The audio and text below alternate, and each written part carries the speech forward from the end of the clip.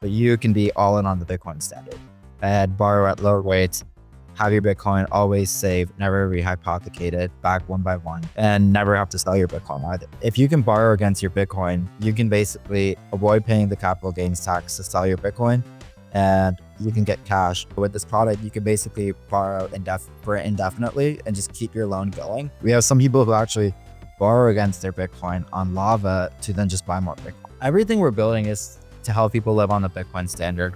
The Blockworks Digital Asset Summit, crypto's premier institutional event, is coming back to London this October, the 13th to the 15th. You'll hear from top names across global finance, DeFi, and policy. Think BlackRock, Circle, Coinbase, and the UK Parliament. Notable speakers already locked in include Danny Masters from CoinShares, Jeff Park from Bitwise, and plenty more to come. There's also a VIP dinner on October the 13th. That's for speakers and VIP ticket holders only. It will sell out. It's all happening at the Old Billingsgate in London. Use code SUPPLY100 at checkout for £100 off. Quick reminder, nothing said on Supply Shock is a recommendation to buy or sell any investment or product. This podcast is for informational purposes only, and the views expressed by anyone on the show are solely their opinions, not financial advice or necessarily the views of Blockworks. Our hosts, guests, and the Blockworks team may hold positions in the company, sponsors, or projects discussed.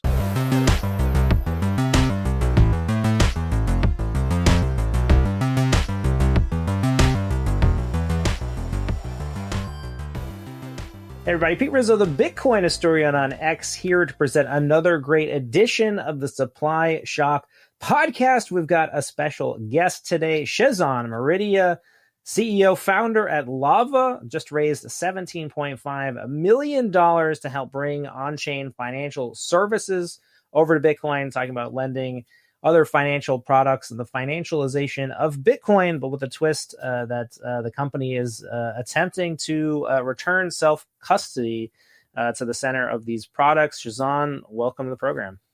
Thanks for having me. So let's dive in. Let's talk about what you guys are launching and what you're bringing to market. Obviously, coming with a big fundraise for a Bitcoin-focused company, not something we generally see. What was the big attraction here that was able to get you this funding and capital?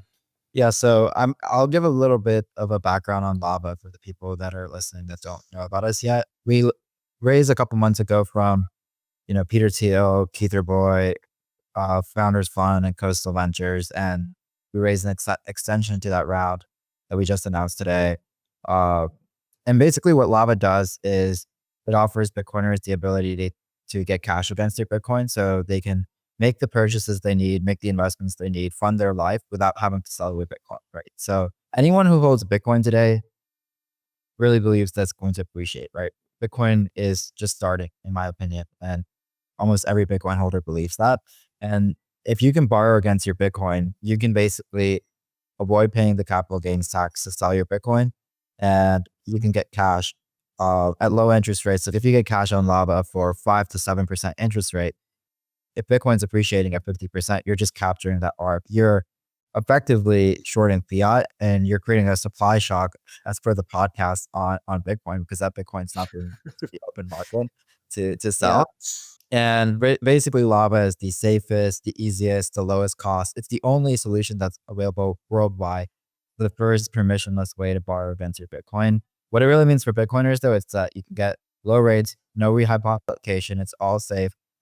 And today we also launched a product for people who want to take the other side. So people who have cash, who want to earn a yield on that cash, they can now take that cash deposit to Lava, and they earn 7.5% on it, which is effectively double the best savings account. The yield is all real yield. It comes from funding Bitcoin-backed loans, over collateralized. I think it's the best risk-adjusted rate of return dollars. Well, no, obviously there's a lot of hype around the project and the product in general. Obviously there's also been a lot of products in this vein that haven't worked out. People very familiar with lending products that, were custodial, had central points of failure, and then failed. So maybe we could talk about the real interesting part here, which is the self-custody element, where you're unlocking this stuff, but I can keep my keys, right? Yeah, I mean, there's a lot to go into with the technology, but kind of the main idea is you had like BlockFi, FTX, Celsius, all these platforms a couple of years ago. And really what they were doing is they were taking you were giving them Bitcoin And they were basically like trading your Bitcoin. With Lava, like that never happens. And that's called like rehypothecation. The rehypothecation never happens. Obviously, there's still some levels of trust involved with Lava. Like I'm not gonna like there, there's like a liquidation engine and all these other things, but we try to make the system as trust minimized, as safe as possible, and give Bitcoiners the confidence that they need to know that their Bitcoin is not being rehypothecated, not being traded, so they can verify that and know that their collateral is safe, right? Because what you want is you want to put your Bitcoin up, but you're collateralizing it like double, for example. You want to make sure that's safe, and you want to make sure that the cash you're getting is at low rates so that it can outperform the borrow rate that you're paying can is way less than like the Bitcoin appreciation. So you're basically taking out a loan effectively becomes free with Bitcoin's appreciation. Well, look, I'm not going to lie. I look at a lot of these lending products and, I find myself going down the rabbit hole and, just never feel comfortable pulling the trigger. Right. So, for me, it's, I've been hodling Bitcoin now for a long time, since post the fork wars in the mid 2010s, with some conviction. It's appealing to me to, take a loan out my Bitcoin, and then I end up looking at kind of the payments for that loan. So and then I get cold feet. How do I get over the hump here and start living on the Bitcoin standard and not having dollars anymore, because I don't know, I can't get out of this loop. So it sounds like you're there. Everything we're building is to help people live on the Bitcoin standard. We're going to announce this like a couple of days from now, but we launched a feature where you can get paid in Bitcoin to Lava. So we create a bank account. You can go to your payroll provider, you can enter those details, and anytime money goes there for no fees, you get Bitcoin into your Lava account. Then obviously you can borrow against your Bitcoin. We're launching the first, this is like extra alpha for people that are listening, but in a few weeks, we're going to launch the first Bitcoin backed line of credit. So it'll be open terms. You control when to repay, no monthly payments. It's going to be even lower rates than the loans right now are. All the loans that someone takes right now can get upgraded to them. And then you'll be able to, get a card, spend, and earn Bitcoin back. So we're essentially creating a Bitcoin, letting you live on a Bitcoin standard, but your employer doesn't have to change how they do, accounting and payments, and the merchant doesn't have to change. But you can be all in on the Bitcoin standard and borrow at low rates, have your Bitcoin always saved, never rehypothecated, back one by one, and never have to sell your Bitcoin either while you live on the Bitcoin standard. Yeah, it's look, I mean, I'm sold on the vision. It's just I get, I keep getting over this, I keep looking at these different types of programs, never pull the trigger. I'm still now stuck in a world where I'm living in fiat and living in Bitcoin a little bit. I understand the appeal of the service, right? And it sounds like, is it self-custody in all cases, or so when am I using Lava, and when do I have full custody, and when is there a trust relationship engaged? There's definitely trust related and involved when you're taking on a loan, right? Because we have to be able to like liquidate that collateral. We try to make a trust minimize on chain, Oracle based, all these type of things. But I'm not gonna like tell people like, it's like fully trustless, but it's as trust minimized as it can get. It's as safe, it's as risk minimized, and I honestly think for myself, I think about it as like, yeah, we have all these things that make it more trustless, more trust minimized, more safe, but we also just have to also build the trust with our users, right? Because people need to trust like that the code is properly being running, that we're good actors, even if I feel it's as trusted and trustless and safe as possible, you don't know that. So, and yeah, you can try to verify it, but if you're not super technical, it's not going to work. So we're trying to build that trust. That's why we raise from these investors, like Peter Thiel, Keith Boy, Coastal Ventures, Founders Funds, all these investors that we raised from today. So we have to kind of like bring that social proof, bring the backings, well, we're going to grow over time. If you don't know us, we also have like a 24/7 client services team so that you could talk to them as well to get to kind of know us before you like put your Bitcoin with us and take out a loan. So there's a lot that we're trying to do to build that reputation and trust. I'm trying to envision mentally. I'm living on the Bitcoin standard in Lava. Okay. So tomorrow I'm going to my payroll provider. I'm going to Blockworks. I'm saying, okay, here's my new bank account. It's my Lava address. So you're going to give them some sort of code that's going to, take the money that's coming from the traditional bank account, convert it into Bitcoin. And I'm going to have that Bitcoin in a Lava account, but then I have the keys to that account, right? There's something, right? How does, just take us through that loop? Well, basically the employer doesn't even need to know that you're getting paid in Bitcoin, because all we do is like, we just create a bank account for you. And whenever money moves to that bank account, it just gets sent to your Bitcoin address, right? And the employer doesn't know that that's a Bitcoin bank account. for all purposes, like it could be a dollar bank account. It integrates like seamlessly into, Rippling, Gusto, whatever Mhm. payroll provider that your employer is using. And then yeah, you get paid in Bitcoin. Then you have your Bitcoin there. And so like, for me, I use this product. I have my Bitcoin there, and then anytime I want to spend, I just draw my Bitcoin backlog. So I never really have to hold. Right. So how does that? So take me through that. So you're going to the grocery store. You're going to pay from your Bitcoin backed loan. So what does that look like? That looks like I'm taking out the application and I'm paying at the point of sale. Maybe take people through that experience and what it looks like. So we have a card product. It's in beta right now. It's going to be rolled out to everyone in the next few months before the end of the year. And basically, almost anyone in the world can get this card. Anytime you swipe this card, it draws on your Bitcoin line of credit to fund your purchase. And then you actually get rewards back in Bitcoin that just get added to your Lava account. And that's how you like spend without the merchant having to, accept, dollars via QR code without them having to kind of change any of their behavior. That's how you can spend your cash without having to sell your Bitcoin through, traditional card So payment. what's happening at that point of sale where you're giving cash to the merchant? I imagine, right? So some cash is going from Lava to the merchant. You're just paying on my behalf, and then we have a more complex financial relationship. Is that how it Yeah, works? there's like this whole like flow of funds, but like, we're integrating with like the card payment networks, right? And so there's this whole flow of funds, with when I could go into this, but there's I like mean, this. I tried to send a wire yesterday, right? So I get it. It's Yeah. All of this is like abstracted from you, right? As like a user, all you need to worry about is like you got your Bitcoin, you got your card, it's on Apple Pay, you use tap to pay, or you have a physical card, you swipe it. Uh, and you don't have to really worry about anything. You have your Bitcoin on Lava. It's being used as collateral to fund all these purchases. And, as the Bitcoin appreciates, you really, the appreciation is effectively paying off the loan, right? I think if you really actually, I was doing some math, and if you consider like the highest rate that we're going to have at the end of the month that everyone can access, like 7.5. If you consider capital gains tax, and you really, really have to believe that Bitcoin's only going to appreciate 5% compounded annualized for it to make more sense to borrow versus sell. So I think that right now, uh, there's just so much appreciation left for Bitcoin that for a lot of people, for any Bitcoiner that has Bitcoin today, it does make more sense to not sell their Bitcoin and kind of like capture this, I call it this ARB, right? You can short that because people on the other side are willing to lend you cash because, they might want some like, they might not want to be exposed to Bitcoin's price in the short term, or they're just not believers. so this is where I get tripped up, right? So I want to keep all my Bitcoin. I want to get paid in Bitcoin. So when do I pay off the loan? When am I paying the loan? Because I have to, if I'm going to live entirely off Bitcoin, I imagine that we settle up on some basis, right? So there has to be some Bitcoin sale somewhere, or are you just borrowing? I don't know. How Borrow do you like get mentally to over? borrow and refinance.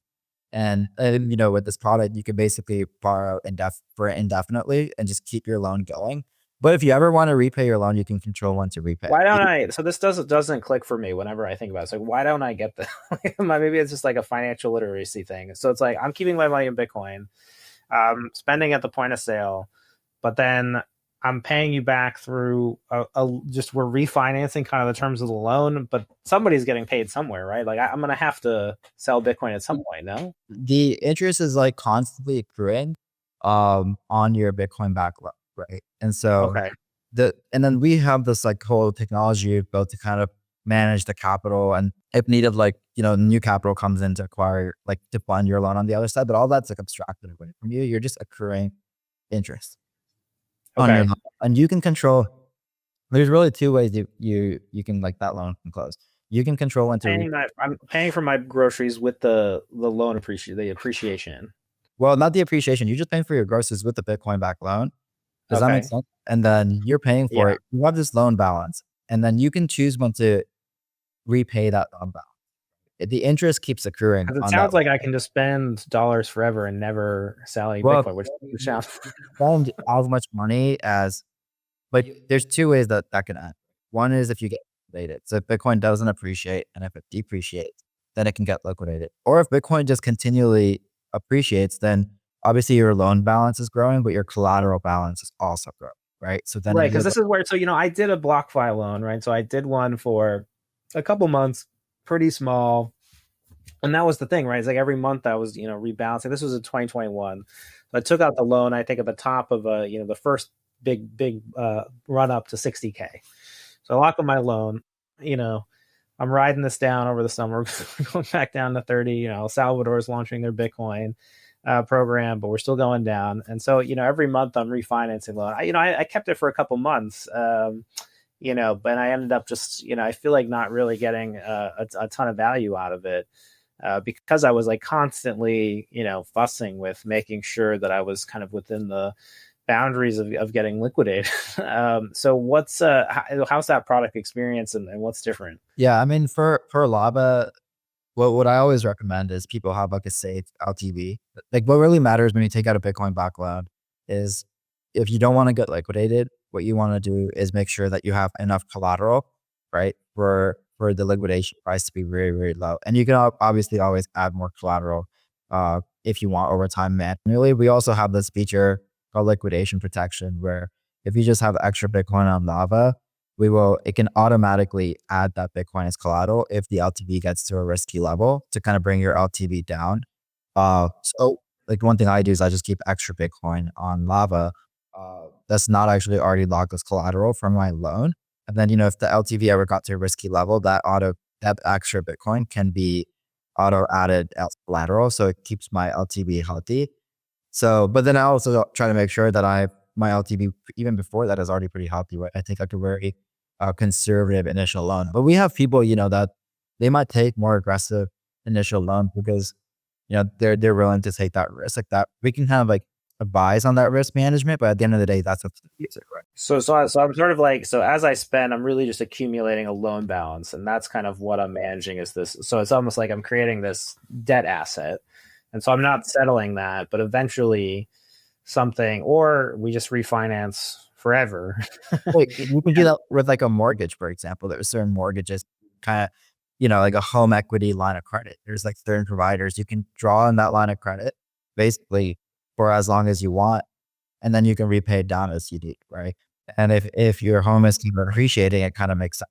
Kind of just keep going forever. So it sounds so it's like you can do this now with your general consumer payments. It's like you can take kind of the same style because the Helioc loan I understand, right? That sort of makes sense. I'm putting money into some sort of asset. I'm drawing against it. And so, okay, so the same thing here. I'm putting Bitcoin here and I'm really drawing against that Bitcoin. Your Bitcoin's really not that different than like a house, right? It's like a savings It asset. feels a lot different than my house when I.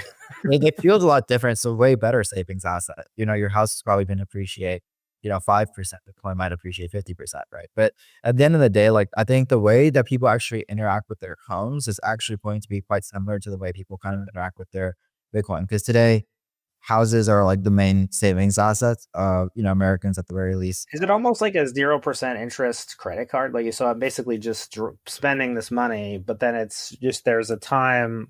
It's just we're playing around with this time duration here, right? Because maybe that's something I understand. So I get a 0% interest credit card, maybe for 12 months, 15 months, whatever the introduction is. And so I spend. It's accruing. I'm buying Bitcoin instead of paying off this loan, and then eventually I pay it off. Yeah, I mean, it's not 0% interest because there's an interest rate attached to the loan, but it's similar to like a credit card product too, right? There is actually this company that has like it's very similar to this other company. They give you a credit card, but it's backed by your house.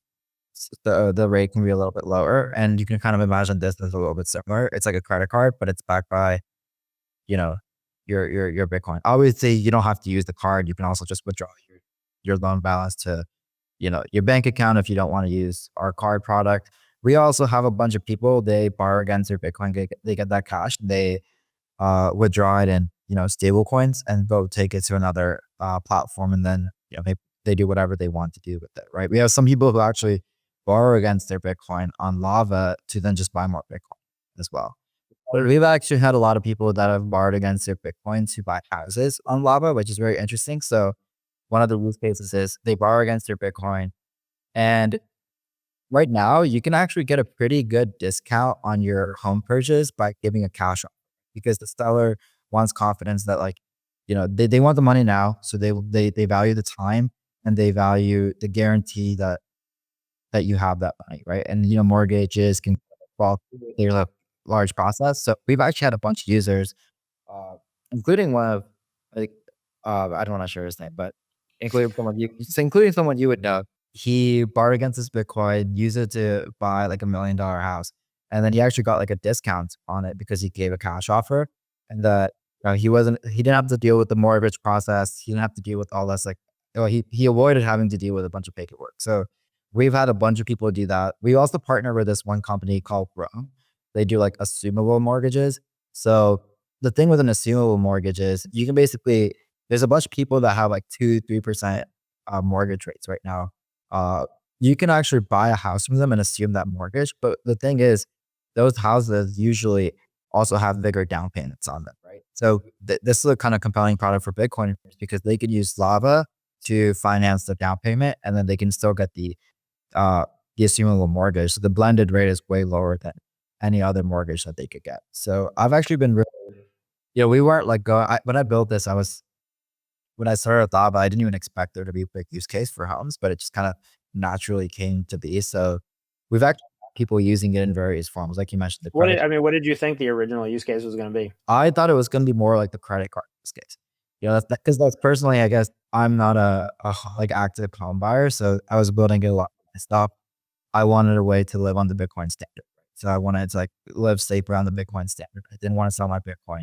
So my use case has always been get paid in Bitcoin, hold my Bitcoin, or borrow at the point of purchase, and have this loan that kind of accrues, and my Bitcoin accrues way faster. So it's like a free loan during this ARB, and I'm growing my Bitcoin holdings.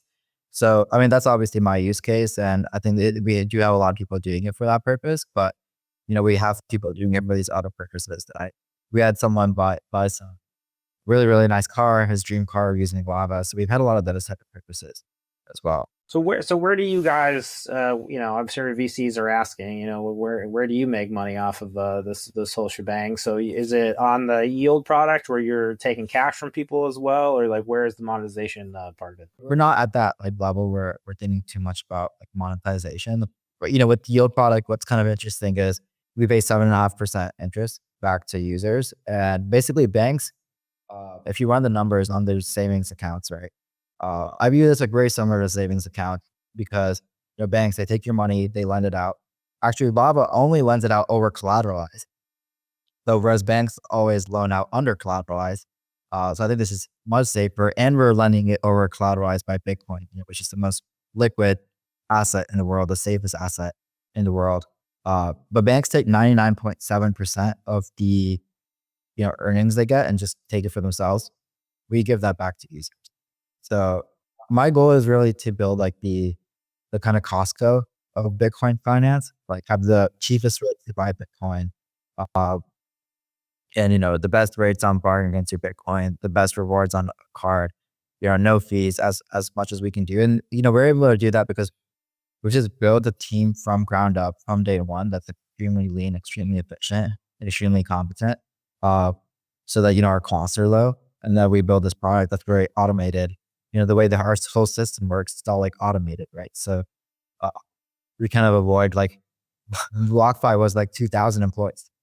Was it really? And everything BlockFi did, if you actually talk to people that work there, it was like very manual. Even I went to the BlockFi office once. I still have a BlockFi hat. we're really just trying to be like the best rate, the best product that we can offer for people.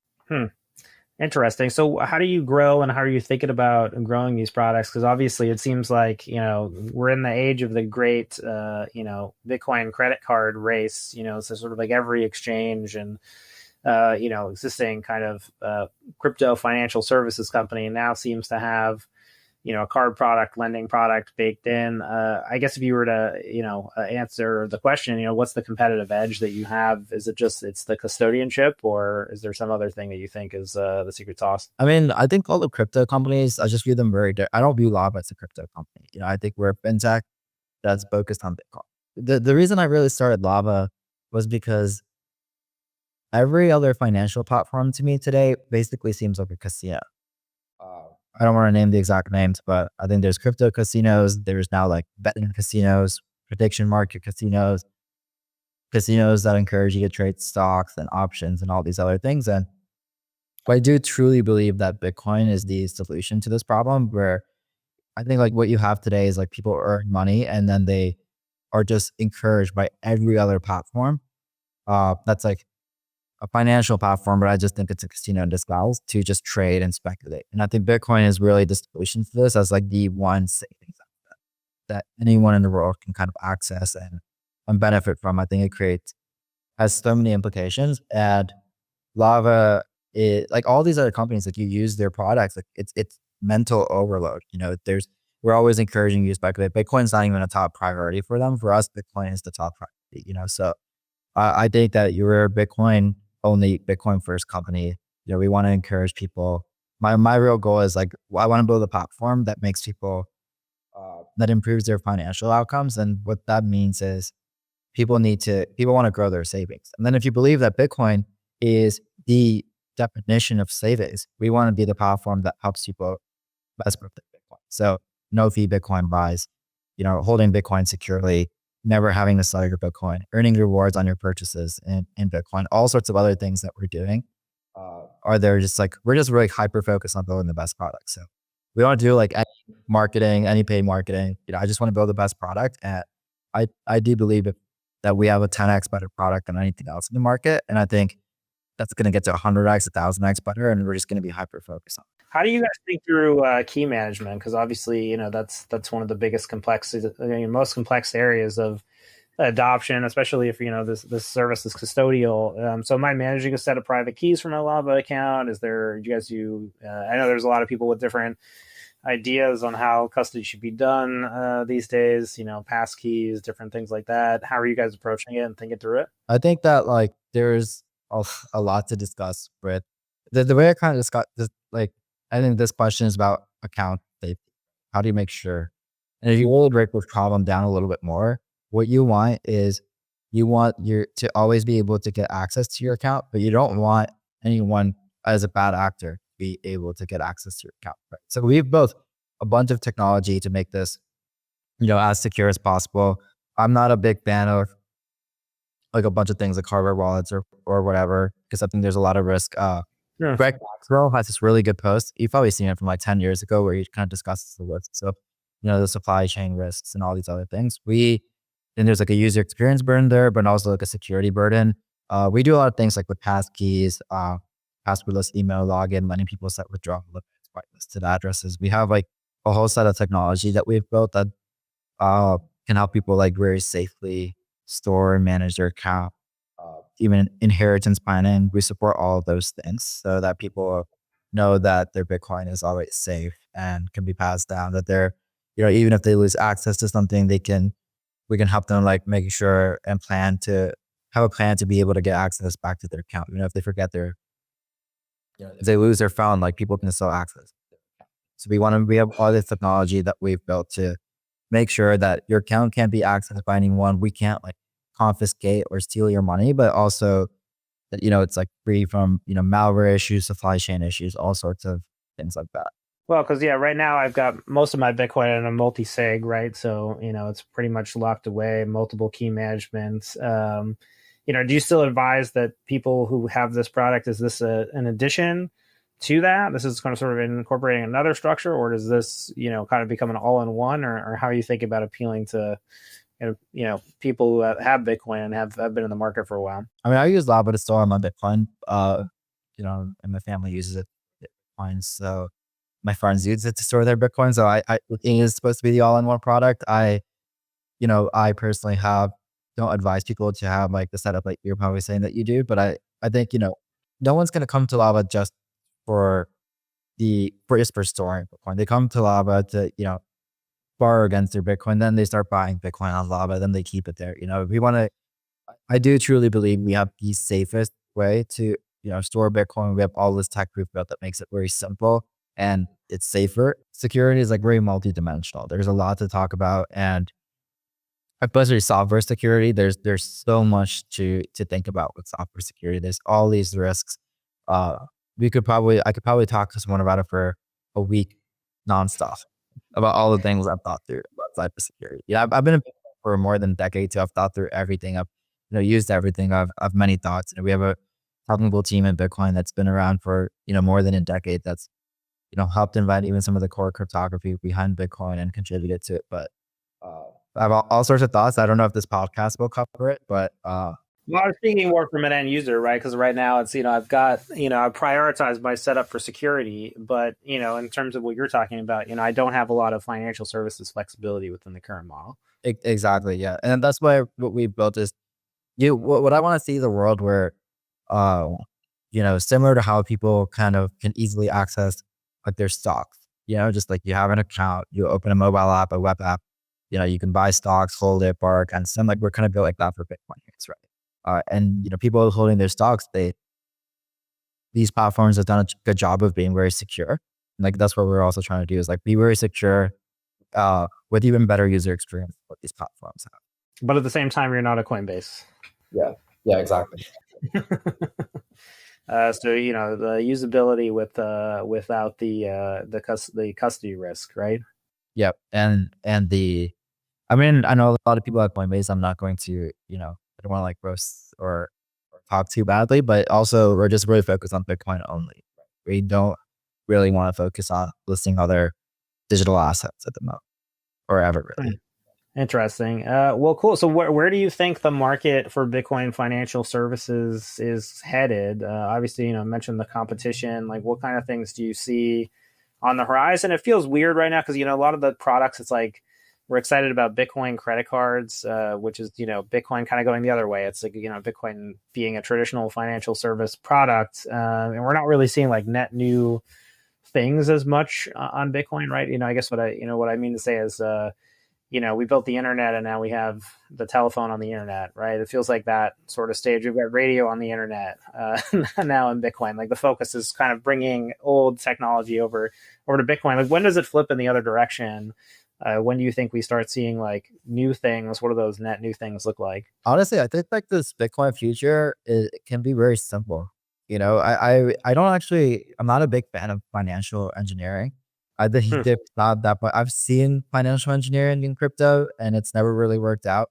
I Even what we're doing as like a Bitcoin backed loan. This is a very straightforward financial product.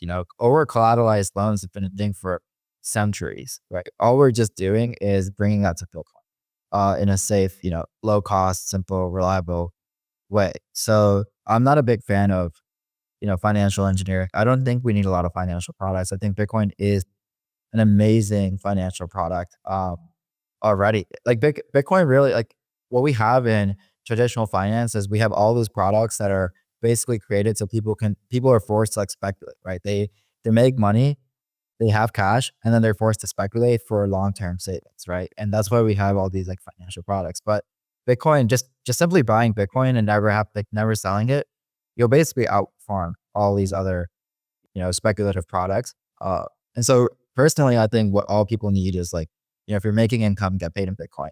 If you have Bitcoin, if you have cash, buy Bitcoin, hold it, borrow against it, use that to fund your purchases and kind of just live your life on Bitcoin. All you then have to do is like focus on earning cash, saving. And that's like that would be this middle layer, just like having this like optimized, simple financial experience. That's what we want Lava to be.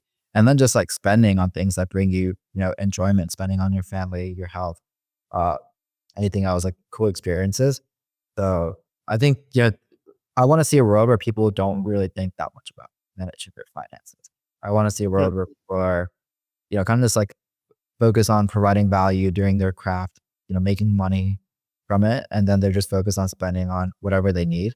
And I think Bitcoin is like really the core of this. Like I think Bitcoin will change even how people think about the income that they make, how they choose what craft they want to like work on. And I think it also affects spending habits. Like ever since I became a Bitcoiner, I don't want to spend as much because Bitcoin's like my hurdle, right? So it affects like my I feel like I'm much less of like this consumer because I've noticed this with a lot of the other like Bitcoiners I know. Like you probably seen this, right? Where you become a Bitcoiner, you start saving, you don't want to do all these other things and spend on all these other things. You only spend on what really brings you fulfillment. Yeah, it's interesting. Bitcoin is changing the world. Maybe you can give us then, your predictions. You got any end of the year predictions? Maybe some milestones we'll see? Obviously the big debate that we've had on this podcast is 4-year cycles. Are they coming or going? Do you think we've seen the top signals coming? How are you looking at this market right now?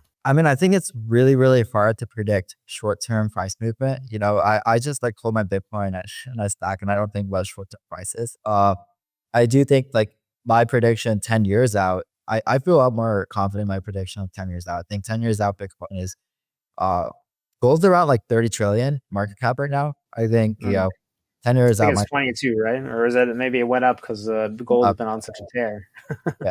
I don't know exactly. I think it's like 27, 28 last time checked, but basically 30 trillion. I think, Bitcoin definitely will overtake gold in 10 years. I think I'm not against gold, but I think a lot of the liquidity that's been flowing into gold, the savings demand, is because that liquidity didn't want the volatility of Bitcoin in the short term. But as Bitcoin grows, that'll stop and people will realize that Bitcoin is really the only asset in the world that no one can print. Like every other asset, someone can create more of, even gold. So Well, I think our question is also, do you think we're early, or do you think, we're sort of starting on that maturation cycle, right? Because I think, this time next year, stable coins, I think, are going to be a pretty mainstream financial product. We're going to see banks, probably start to offer a lot of services, maybe even, things like Lava's doing today. I guess how far in this crossover? We're still early. I think for Bitcoin, we're still early. I think that even today, like there are like all the users that use Lava, they view Bitcoin as like their savings asset. So they're kind of living in this future, but the majority of people I know don't even view Bitcoin as their savings asset yet. But I think that will inevitably and naturally change over time. But I think we're just like maybe not even 1% of the way there for Bitcoin. Shehzan, where can people find more about Lava, and how do they check out more about your announcement today? You can look at our website, lava.xyz, or you can just follow me on Twitter. Well, appreciate it, man. Appreciate the insights and the fresh alpha on all that you're building. I'll be checking out Lava. Hope you do too. While you're on the internet, to go to blockworks.co/events. You can check out everything that's going on there. Digital Asset Summit coming up just weeks away now. The team will be out in London, bringing a Bitcoin and crypto conversation to sunny old England, the oldest financial systems in the world, coming to talk about all that is currently innovative in the space. So once again, go to blockworks.co/events. Find out more. This has been Supply Shock, a Blockworks podcast.